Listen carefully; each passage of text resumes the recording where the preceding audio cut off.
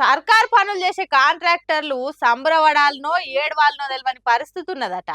అసలు కాంగ్రెస్ పార్టీ సర్కార్లా ఏం జరుగుతున్నదో ఏమో అంటున్నారు. వెనకటి షిప్ప ఏనుగులనే ఉన్నది అన్నట్టు అవుతున్నదని అంటున్నాడు గీ అన్న. అదేందో చూద్దాం పాని మన. ఓ అన్న, ఏందే సర్కార్ ఆఫీస్ కే తాళం వేస్తున్నావు? ఏమైంది? ఏ గంత పెద్ద మాట ఎందుకే? సత్యతానికేనా మనం భూమి మీదకి వచ్చింది? అయినా సావు ఎప్పుడు రావాలనో గప్పుడే వస్తుంది, కోరుకుంటే రాదు. వద్దంటే ఎవలాపినా ఆగది. కానీ నీ గంతగనం సత్యంత కష్టం ఏమొచ్చిందో చెప్పు. అయినప్పుడు ఎక్కడ లేకపోతే ఈ గెస్ట్ హౌస్ కు పూర్తి చేయాలని చెప్పి ఈ గారు చెప్పారు. ఈ గారు ఆదేశాల ప్రకారం మొత్తంలో టోటల్ గా 50 లక్షల రూపాయలు పెట్టి పూర్తి చేసిన గెస్ట్ హౌస్.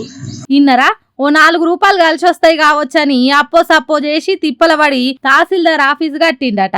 బంగ్లా అయితే బందోబస్తే కట్టిండు గాని బిల్లు మాత్రం శాంక్షన్ చేస్తలేరట ఆఫీసర్లు. తహసీల్దార్ ఆఫీస్ నా పాలిట తహసీల్ లెక్క అయిందని ఇగో గిట్ల తాళం వేసిండు. గేటు ముందట కూర్చొని ఎవరొస్తారో రాండ్రి, నాకు బిల్లు వచ్చేదాకా ఇక్కడ నుంచి కదలేదు లేదని అంటుండు. అరే ఓ 4 రోజులు ఓపిక పట్టకపోయినవే, అంత తొందర ఎందుకు?